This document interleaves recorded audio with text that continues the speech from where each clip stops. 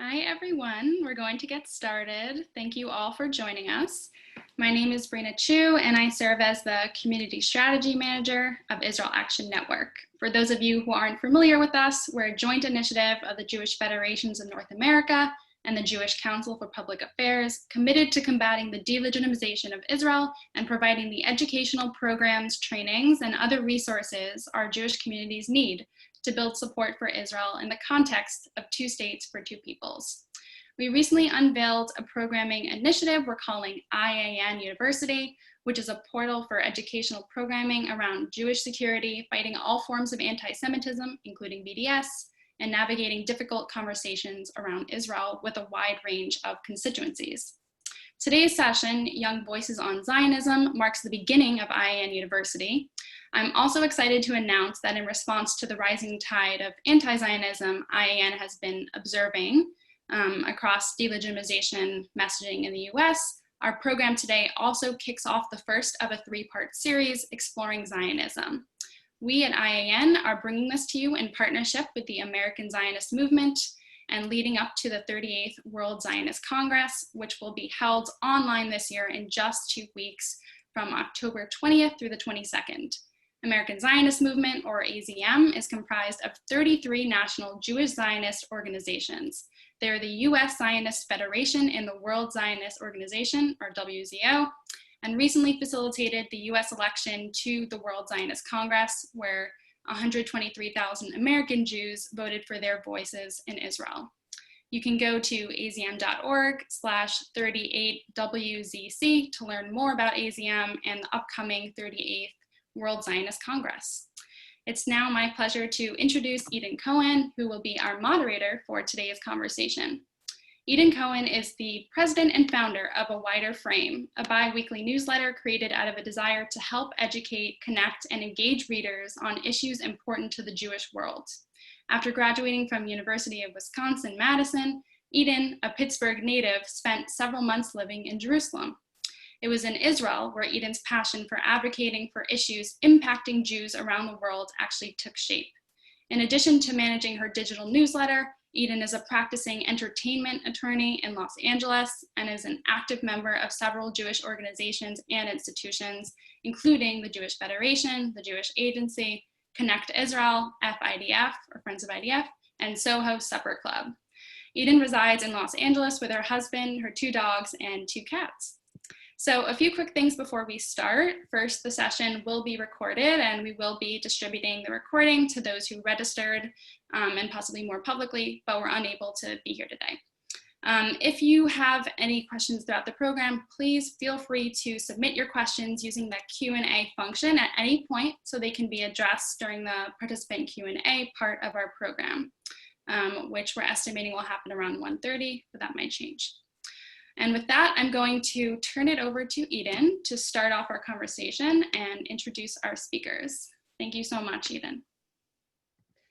Thank you. And thank you to Israel Action Network and American Zionist Movement for organizing such an important and meaningful discussion. I'm honored to be moderating today. The Gen Z and Millennial Zionist perspective is very interesting for a number of reasons. There's a true tectonic change in the way the movement and perception around the movement is happening, largely in part with how social media is instrumental in forming opinions. The older generations are having a hard time grappling with the future of Zionism, and the miscommunication flows both ways. Younger generations too lack the understanding of what Zionism meant to their predecessors. I hope this conversation could shed some light on how to bridge some of these gaps. I recently launched a Jewish newsletter called A Wider Frame, which gives a comprehensive snapshot of important Jewish world news delivered a few times a week. We're trying to inform young Jews about what's going on in the Jewish world and also to encourage forward thinking when it comes to Zionism, diaspora-Israel relations, anti-Semitism, and other important Jewish world issues. I'm going to start by introducing our very impressive young leader panelists, and then we'll move to some questions. I'm going to start with Jared Jackson. Jared Jackson is the founder and executive director of Jews in All Hues, an education and advocacy organization that builds a world where intersectional diversity and dignity are normative. A Philadelphia-born multi-heritage Jew, Jared is an internationally renowned Jewish diversity leader, consultant, facilitator, speaker, writer, musician, and entrepreneur.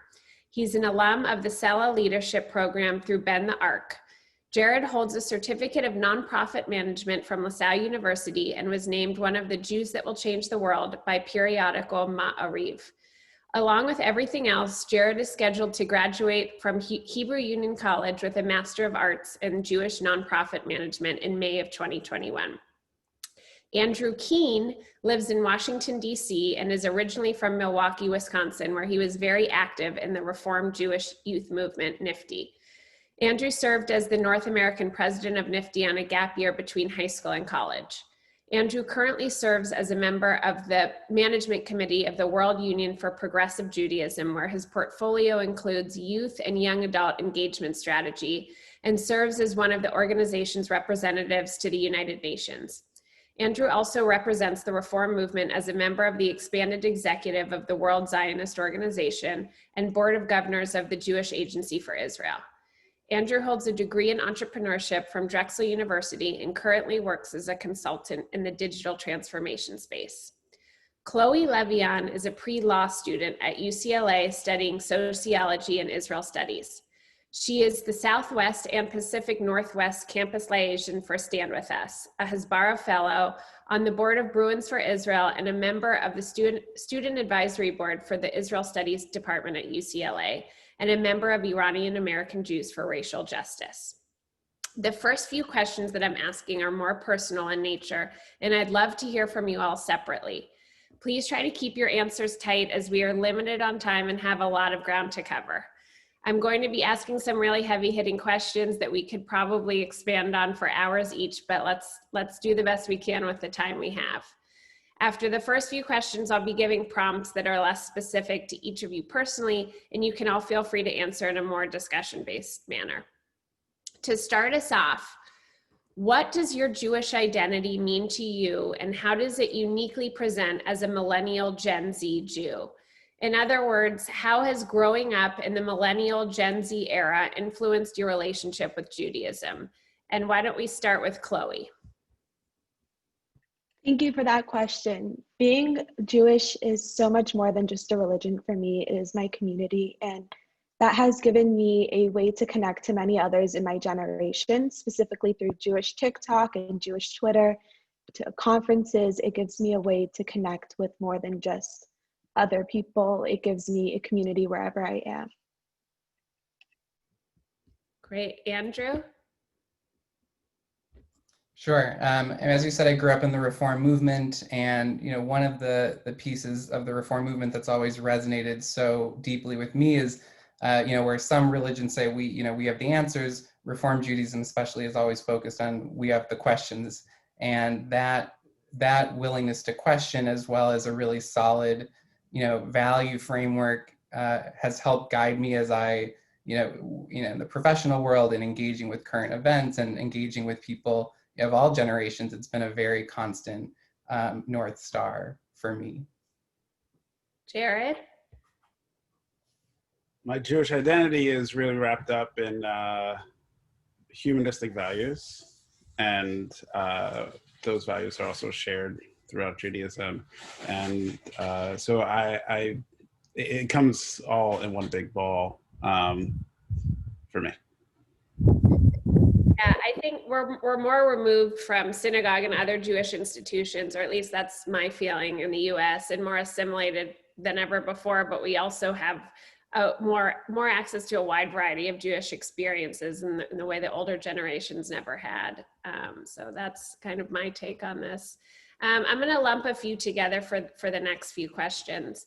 First, why are you a Zionist? And second, what motivates you guys to be leaders in the Zionist space and stay connected to Zionism?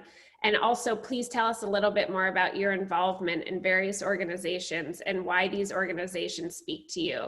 And considering that the Zionist Congress is approaching in 2 weeks, for those of you who are involved, feel free to expand on your involvement there. Jared, do you want to take this first? I know it's a lot. It is a lot. Yeah. So I'll just say that for me, why I'm a Zionist is partially because of like my mom and how I was raised, and becoming aware of Zionism in particular around the assassination of Yitzhak Rabin.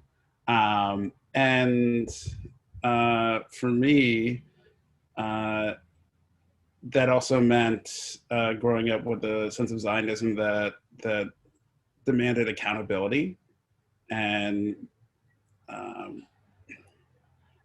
believed in multiculturalism and having a multiracial community. It wasn't necessarily connected to the synagogue, as you said. I'm definitely caught up in that. But it's also led me to do a lot of things in life, including getting involved with like the ROI community and getting involved with the Hatikva slate, where Zionism is, I don't have to like just say that like I'm like, I don't take issue with whatever, but that I can proudly say that I'm a Zionist, and I've been a Zionist for a very long time. And that doesn't mean that I'm going to blindly go along with things, right? As Andrew said about questioning, there are always questions in the air. There are always, accountability has a set of questions, and me getting involved in the Congress and all is also part of that. Andrew? Sure. Zionism really is a part of my family. The 3 generations before me were active in the Zionist movement long before there was a modern day state of Israel, and those stories have always been an inspiration to me. And I've been in Milwaukee since June, and have spent a lot of time just reading and looking at photos and really getting a deeper appreciation for how my family members were so connected and compelled by the Zionist movement. I don't think that's why I stayed involved, though. Why I stayed involved is because for me, Zionism is not a binary, do you subscribe to it or do you not? It's really a vision for the future, and a vision for a modern day state of Israel that in many ways has been a huge success, but in probably just as many ways is still unfulfilled. And I think our role as leaders in in my case, the World Zionist Organization, or the Zionist movement, as well as the Reform movement of Judaism, is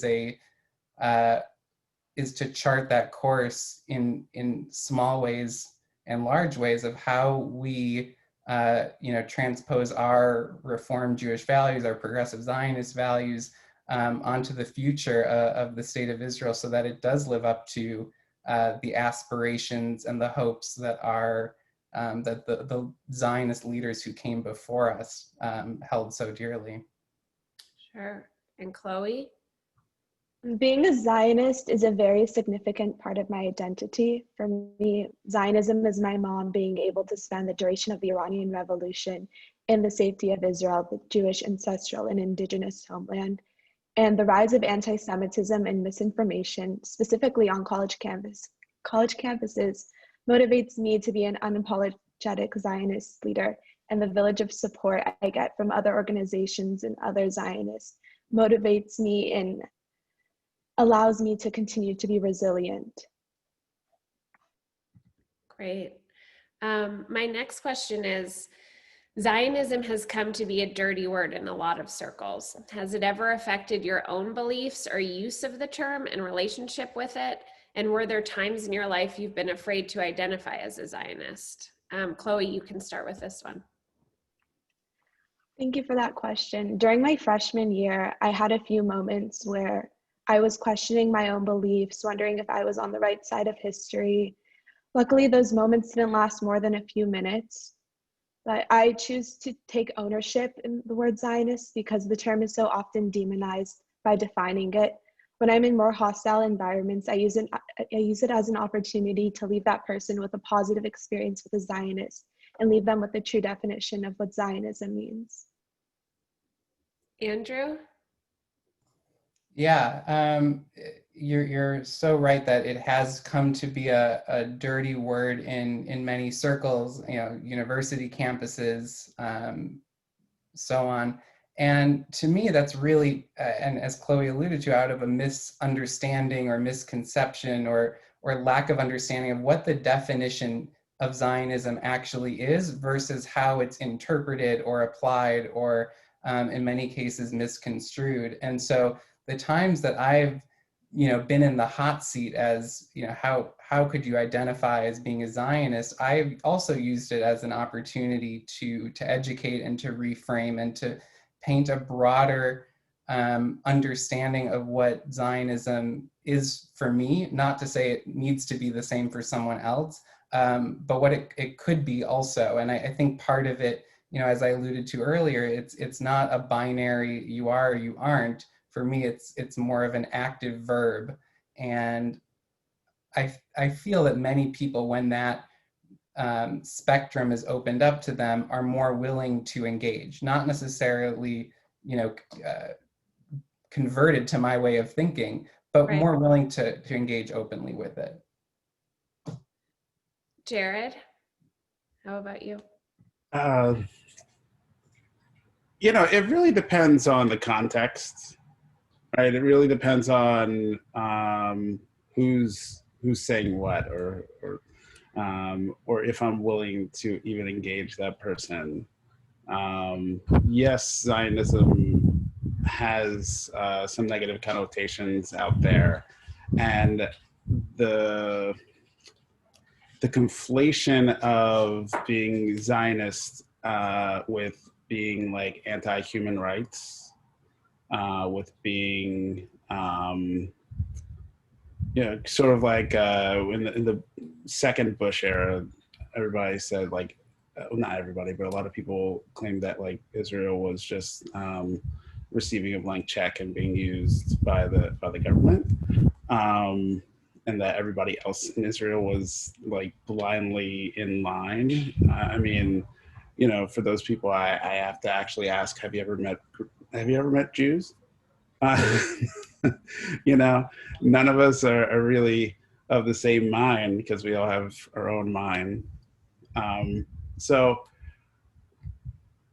it really depends. Also, if it's somebody who says that, oh, you're a bad Jew because you question Israel on things, I think that's just being a good Zionist, is questioning Israel on things and holding Israel accountable for its actions, however one can.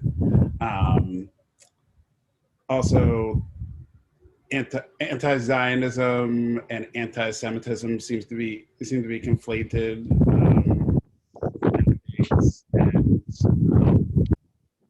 that's another battle that we need to wage. Because for some who are rating against Zionism, they're actually longtime anti-Semites and need to. Sorry, is it breaking up for you guys?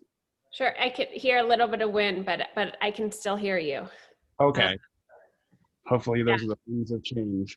But having, we have to actually look into the histories of the people actually using Zionism as a negative thing. We have to look into what relationships we have with them, whether they're spoken or unspoken, whether they're direct or indirect. We're never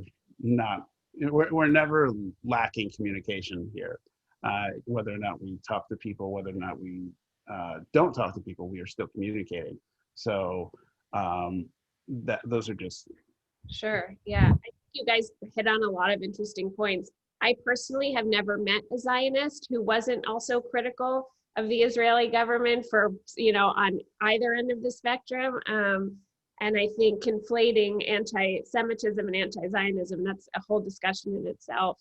And so I think that really takes us into our next question, which is, What do you think is the most common misconception? And by the way, the rest of these questions will be less specific to you each personally, so I'd love everyone to kind of chime in discussion style here.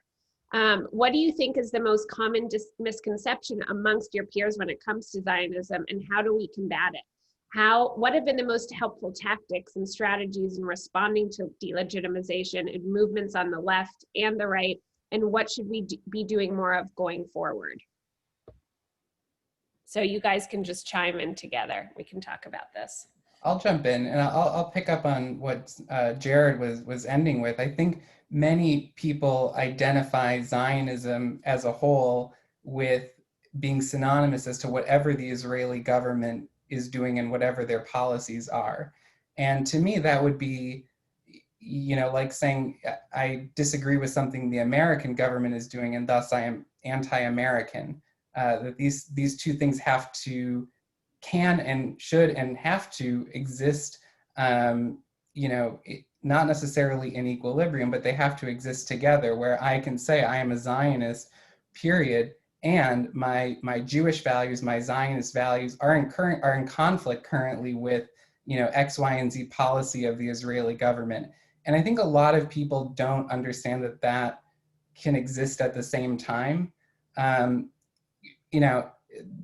That's not going to correct where there's issues of anti-Semitism, but where there's issues of lack of understanding, that helps open up the conversation. And, to part of your question, as I said earlier, one of the things that I treasure about the reform movement is we put the emphasis on the questions rather than the answers. And I think what happens, when this conversation about Zionism heats up is we start speaking our answers rather than engaging each other in questions. And we're just never going to get anywhere in this conversation, and we're never going to, it's just not productive to only speak your own, speak your truth is one thing, but to speak your point of view without relent, without being able to understand where other people are coming from in their relationship to Zionism. So there is room to engage when we're talking about Zionism being misunderstood or as a misconception. Anti-Semitism separate. Sure. And do you guys think that there is a bigger part of a misconception that we should focus on more than another part? Like, do you think that people need to learn what Israel has historically meant to the Jewish people as part of their understanding, or kind of at what point when you're engaging with someone who considers themselves anti-Zionist, what do you focus on the most in kind of teaching them about why you're a Zionist and combating these misconceptions? And Chloe and Jared, feel free also to chime in on this one. We're still on the question of what is the most common misconception and helpful strategies in combating delegitimization. I think the most common misconception is the fabricated dichotomy that being a Zionist means that you're against Palestinian self-determination and that it's one or the other, which is, as we all know, not true. And I think it's critical for Zionists to also recognize that Palestinians also have ties to the land, and it really shouldn't be one or the other. And a helpful tactic for me in those conversations is shifting the conversation to person, listening to their story, explaining your story, and that's how you're able to have helpful dialogue from my experience. Yeah, I'll echo that. Thank you, Chloe. I think I said this before, where they say that like being Zionist equals not being for human rights. And that's just, for me, that is simply untrue. Also, Israel itself is like multi-religious, multi-heritage, multiracial group of citizens, like in the whole. You're very right. There's a very common misconception there that that it's really not.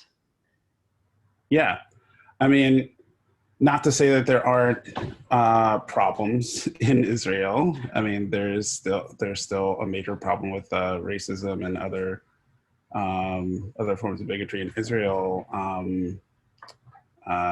There's still like religious zealots and all who think it's their way or the highway. Sorry, at least one pun. So it's I would also say that like there are misconceptions around like the history of Zionism. You know, I rarely meet people who have really looked into Herzl and what his particular vision for the government and the land of Israel would look like. Also, Herzl's Zionism isn't necessarily the same, or isn't the only Zionism that was ever created by a Jew. So there are many writings from like from Iraqi Jews and all, and well, Mizrahi Jews at all, like about Zionism, and I think those histories are swept under the rug. And so when the state of Israel was formed, yes, you have many people who many Jews who have a sense of Zionism, but the question is also what kind of Zionism? Sure. I also think so many people are so entrenched in the way modern media represents Israel. It's so one-sided that it's hard to get people to look beyond that. I'm not sure if everyone listening today understands the concept of echo chambers, but the idea is that people live in bubbles where the only information they're getting is information that was suitable to them based on what they thought in the first place. How can we better address this? In a world where Zionism has become so divisive and oftentimes a matter of partisan beliefs, how can we disrupt the pattern? Yeah, this is a super important question, and I don't think people actually fully appreciate how real echo chambers are, especially given how much time we're spending online, you know, now as a, you know, this generation, but also like in the last 6 months intensively.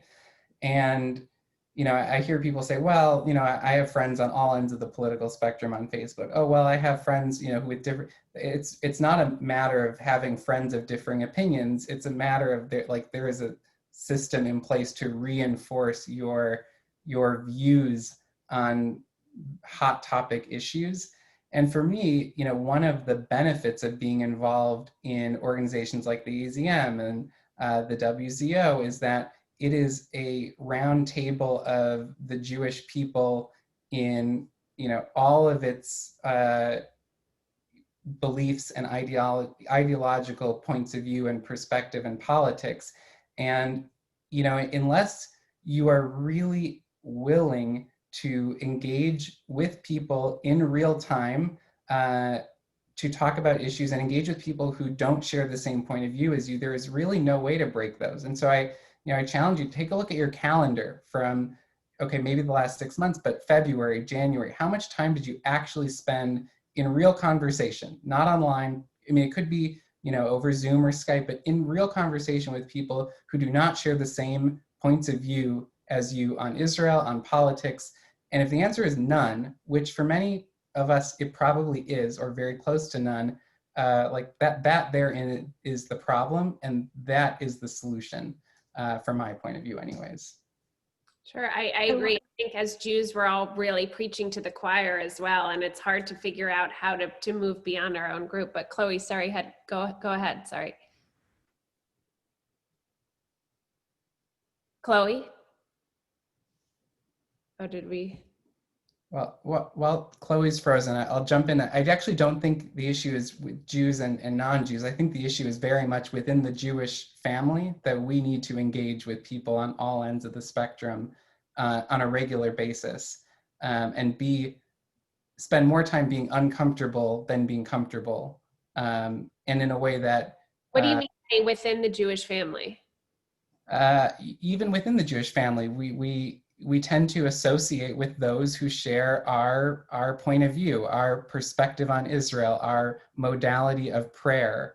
And that's just not, that doesn't represent the full diversity of the Jewish people. And, when it comes to Israel, if you're not willing to be in conversation with people who don't think, worship, or look like you within the Jewish tent, that's where we get this echo chamber issue, and that's where we get this polarization that seems to be only getting worse, from my opinion. That's your suggestion. Look at your calendar and try to make it a point to engage with others. Or sorry, go ahead, Jared. It's really, here's the other thing that happens in an echo chamber. You end up congratulating people for really weak points, right? Because a lot of ways one of the ways to really sharpen your argument is to have a counter argument, right?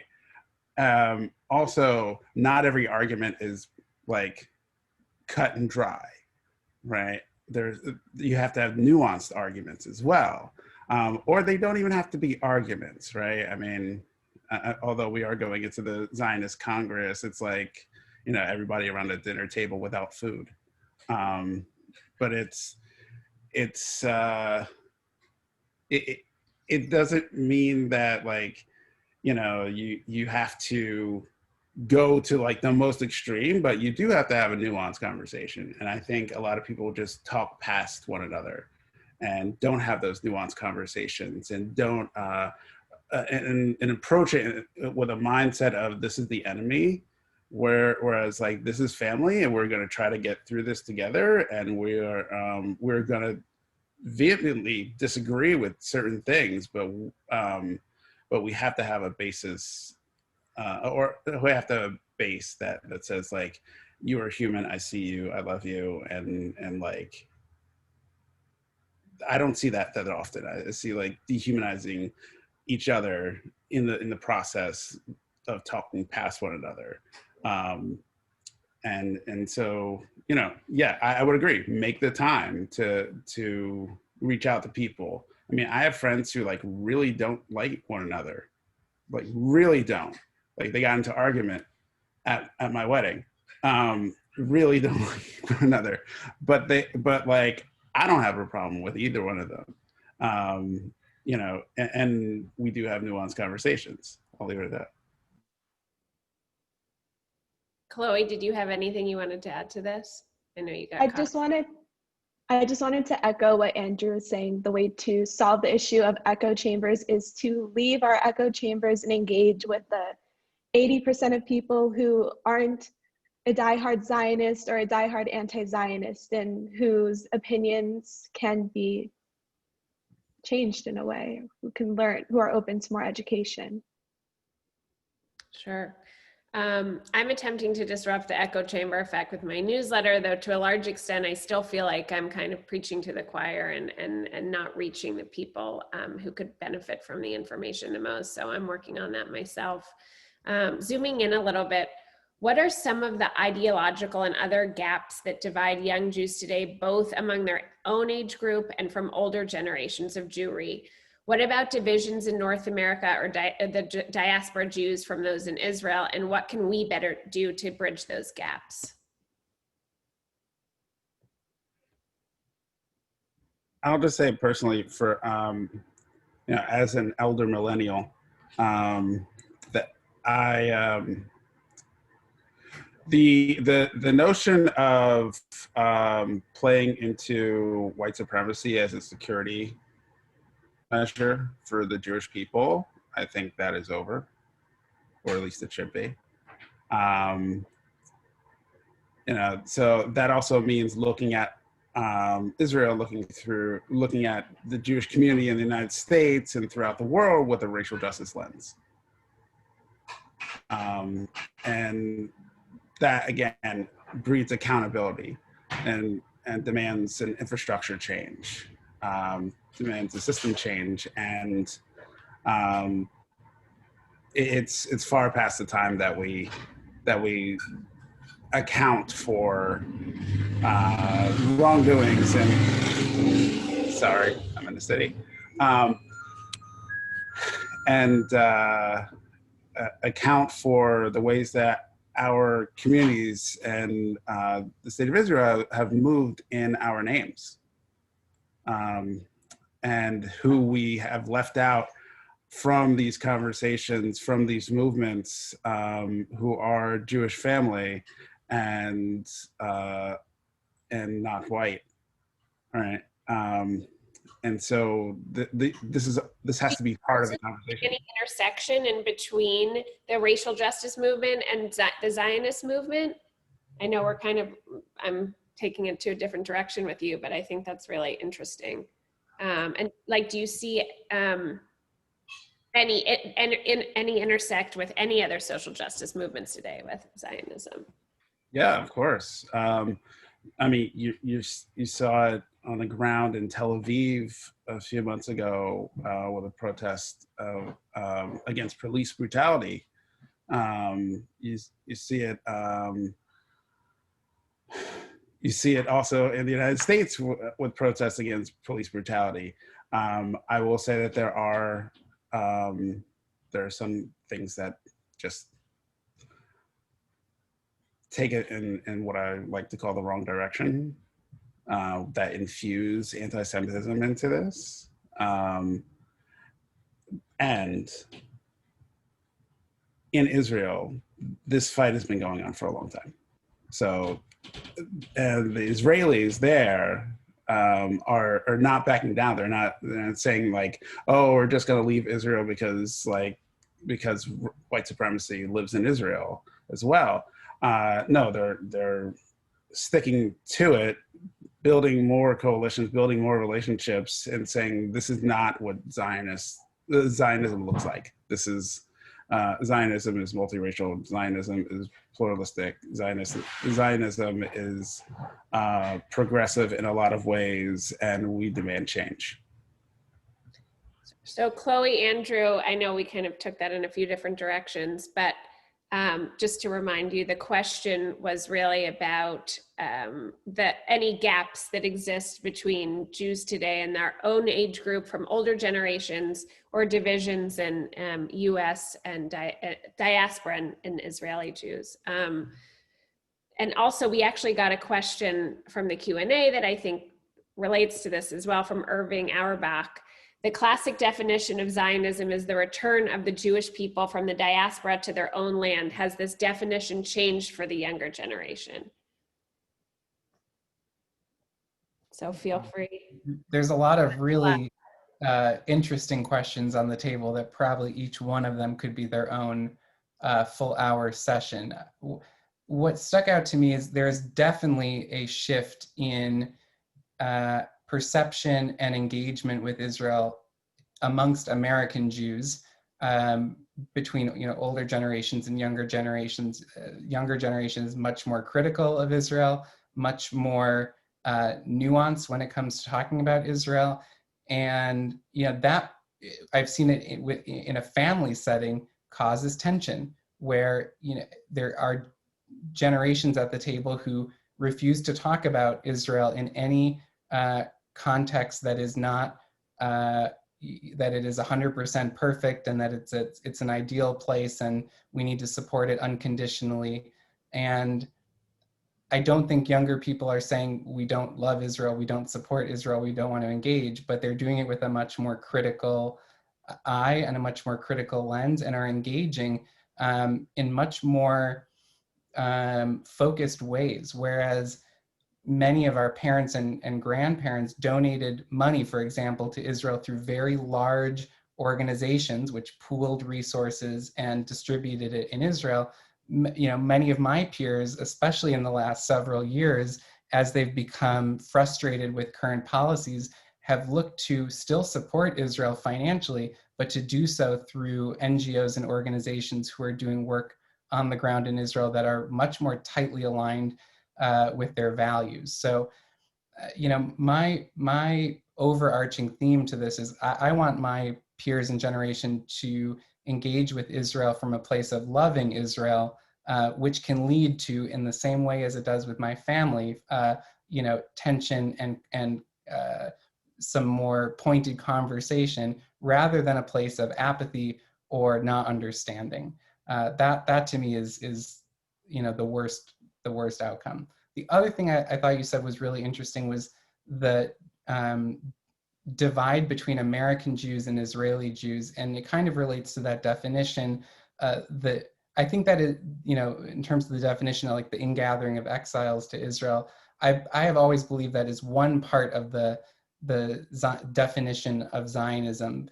The reality is, in 2020, almost 2021, is that we need to be very content with vibrant Jewish life existing in Israel and vibrant Jewish life existing, wherever Jews choose to live around the world. And we need to find a way to make sure that especially young Jews in Israel have a deep appreciation for Jewish life outside of Israel. And that awareness in Israel does not exist, really, unless a young Israeli has gone on shlichut or some other program in the Jewish community in North America or elsewhere in the Jewish world. That awareness isn't there, and that too is necessary for like strong Jewish peoplehood and Israel diaspora connection, so on and so forth. I think that's something that I've personally noticed, is that Jews who are newer to America, like my family being Iranian American Jews, I noticed that my friends are much more Zionist and much more active in Israel advocacy versus people who don't know really firsthand the importance of having Israel.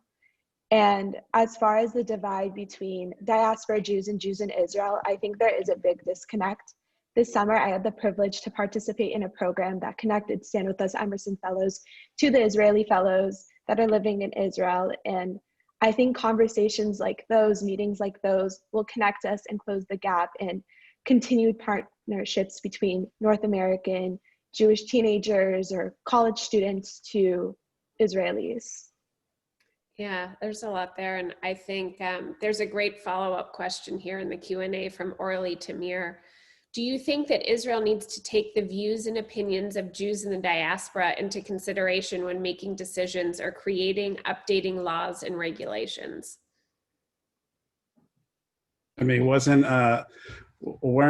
some of the first set of laws in Israel based off of New York state law? Well, it really depends on like how you're moving, right? Is this an international thing where this one policy is going to impact Jews across the world? I think yes, that you should take opinions and thoughts from Jews outside of Israel into effect or into consideration. It's not, the way that it's set up, it's not just about Israel. What Israel does impacts us here. If it's a really horrible move, then yes, anti-Semites will grab onto that and fuel up, and then we will see more anti-Semitic attacks sometimes. And that's not to say that Israel is responsible for those anti-Semitic attacks. It's just we have to be mindful of how we move. Also, just to talk about the whole Israel being perfect or anything, usually systems of oppression demand perfection. It seeks perfection.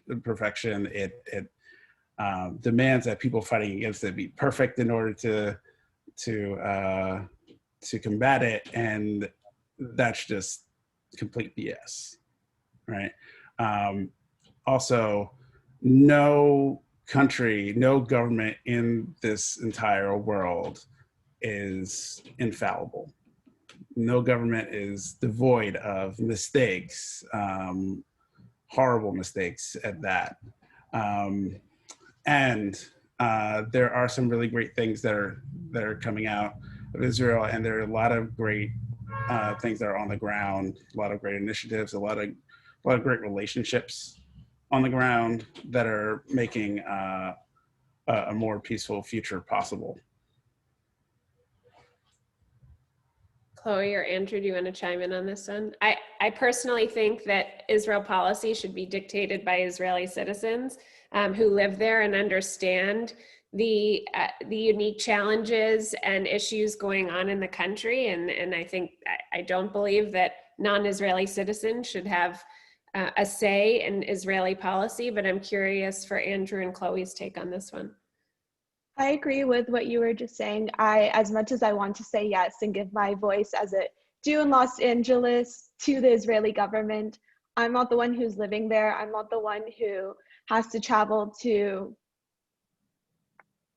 who hears sirens in the middle of the night and has to go seek safety. As much as I want to have a voice, I'm not Israeli. I'm not the one living there, and I feel like it would be a privileged take to, from my opinion, to to have a voice in the country that I'm not currently residing in. Yeah, I would agree with that. I think, on matters of domestic importance, the elected Israeli government needs to make decisions in the interest of a sovereign country, and the way that our government needs to make decisions in the interest of our country. It's very easy to be an outsider looking in and kind of cherry picking policies and issues that you would like to see different. I would say two things. One, one way that Jews around the world do have impact and input and influence into that conversation is through things like the World Zionist Congress, which is, in effect, like the parliament of the Jewish people, and does have material impact on not every facet of Israeli policy, but definitely some, and some very critical ones. The other thing I would say is, there are some issues in Israel which I do believe that the government should take into account, and I say take into account as part of a larger conversation, the viewpoints of Jews, in the diaspora. For example, the Western Wall, which is one example. Is that a holy site for Israeli Jews, or is that a holy site for the Jewish people? And what does that? What are the policy implications of something like that? And I also think that the role. I'm curious, sorry to interrupt you. Yeah. Do you feel that way with any other country, with any other people, kind of on the flip side of that? And I realize that Israel is different for a million reasons, but I just always like to think of it in the other terms as well. You're right, and that's the argument I would use too. Of course, Israel is different. It's in a unique category as a country for American Jews, and that's why I said first. Israel is a sovereign country that needs to make decisions through its elected government that serve the interests of its citizens. I, as an American citizen, don't have a vote in that equation. Of course, I've got opinions. Of course, I've got perspective, as do everyone else on this call. But I think on matters that relate to Jewish peoplehood, are they legally compelled to take the opinion or the input of Jews around the world? Of course not. Does it elevate the conversation and elevate some of the decisions and elevate, Jewish peoplehood? And is that an opportunity for the Israeli prime minister and president to engage? Absolutely. And I think there have been many times, and far too many times, especially in recent years, where Israeli leaders have fallen short on that. Sure. Another interesting question from the Q&A, Sue Polanski asks, are any of you veterans? Can you relate or imagine a life of a young IDF soldier? How do you speak about the role of IDF when young people attack Zionism? Do you avoid that topic? And I think generally we can make this more as Israel as kind of a militaristic state, and how people attack the IDF, and how do you kind of discuss that with others? I think that's a hard one to answer a lot of the times. I think it's, the military is definitely part of Israeli culture, and it's a prime staple, and people are very proud to have military service in whatever way or way, shape, form it takes. I have never been in military service myself. My father was a Marine,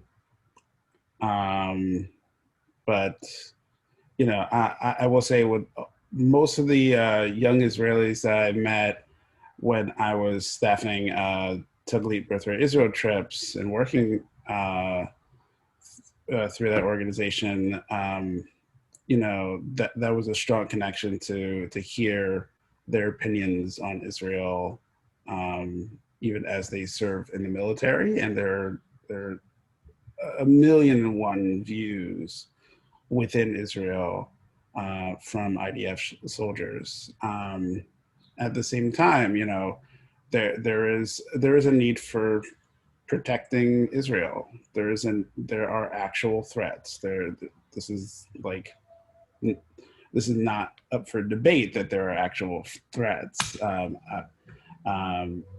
And growing up in that environment, you know, I can only speak as somebody who grew up in the United States as a Black man, understanding that like when I leave the house, there's a really big chance that like I'm not walking back home, or I and that's an everyday thing.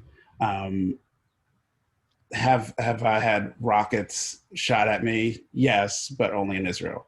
Have bullets flown by my head? Yes, in the United States mostly. I'm not saying that they are necessarily the same thing, but they are both like they were both real threats, and Israel does face real threats. And having a military right now is probably the best thing. Now, what decisions are made with those resources, that's another issue. Sure. I think, personally, the Jewish people came out of the Holocaust with two contradicting conclusions. And a lot of people talk about this often, of the two contradicting conclusions of the Jewish people are, one, we need to survive. We need to do everything in our power to survive. And we need to do it by ourselves, and the world will not come to our rescue. And number two, we are a moral people and we need to be moral. And the only people we're looking up to is the one saving Jews. I think that these two conclusions often, contradict each other on a daily basis in Israel, especially a soldier, you're standing with people shooting at you in Gaza from a school, and you have to think to yourself, do I shoot back and protect ourselves and save ourselves? Do we survive, or do we, from a moral standpoint, like, can we shoot back and, harm another people? So I think that's something that's always, there's this contradiction that's always there living as an Israeli, and especially in the military. Andrew and Chloe, do you have anything you want to add to that? I'll just say I'm not an expert in the IDF. I'm not an expert in the American military, for that matter. Israel has the right to defend itself. It has the right to protect its citizens, as does every country. I think part of the issue and we kind of alluded to this earlier, is we, both Jewish Americans, but people abroad in general tend to cherry pick headlines in Israel and use them to further whatever point of view they already had before. There are things, stories that's around the IDF that, of course, are cause for concern. I'm sitting here in Milwaukee, Wisconsin. I'm not in Israel, and that Right. gives perspective. The last thing I'll say is, and I think to your question that was actually asked in the chat around, I've met many people over the years that I've been involved in the Jewish world who have served in the IDF, and many times I've met their parents, and that is a life-changing experience as a Jew living in the diaspora, to see that imposed commitment to the state of Israel and what that means for an individual and a family. And that needs to be understood too by people who use headlines and incomplete stories to further a political ideology or bent against Israel. Sure. And I think, again, it's really, you know, a matter of singling out Israel, you know, when these issues exist with every other military and every other country in the world. I mean, obviously there's unique issues to Israel geopolitically and in every other way, but, you know, a military is a military, and most of these issues exist in every other country as well, and to varying degrees. So, okay, we have about 4 minutes left. I know we have a hard out at 2. I don't know if you guys want to try and tackle one more question. There's a lot of really interesting ones here. Bill Mowat, well, that's funny. Zoe Katz, how do you discuss the concept of all ethnic Jews, including Ashkenazi Jews, being indigenous to Israel, especially if and when anti-Zionists try to deny this? And I need about 1 minute to wrap up, so we can have a minute and a half here to answer this. If anyone wants to take a stab at it. That's a really good question. I think one way to respond to that is that, like, Ashkenazi Jews during like the Nuremberg laws weren't considered German. There's always been, you don't belong here, and our roots, all Jews' roots, are indigenous to Judea. And for some, it's harder to describe that, especially if you are white passing, but that's your history, and I don't think that anyone has a right to take away your history from you. Sure. Okay. I want to thank all of our speakers for having this important conversation with us today and for being such engaged participants. Thank you guys so much. As a reminder, within the next few days, we'll be sending a follow-up email with relevant resources and materials, including a short feedback survey to help you continue the conversation with your friends, family, and community members. We look forward to seeing you at the Israel Action Network's upcoming sessions, including our BDS 101, Understanding the Fundamentals of BDS program, which will take place tomorrow at 1 p.m. Eastern, and the other 2 sessions in our Zionism series with AZM, Jewish Denominations Approach Israel and Zionism, which will take place on Wednesday, October 14th at 1 p.m. Eastern, and Inside the World Zionist Congress happening this week, which will be on Monday, October 19th at 3 p.m. Eastern. You can learn more details about the series and register by going to azm.org/IAN-Zionism-series, excuse me. Thank you guys so much, and we wish you a great rest of your day. Thanks, guys.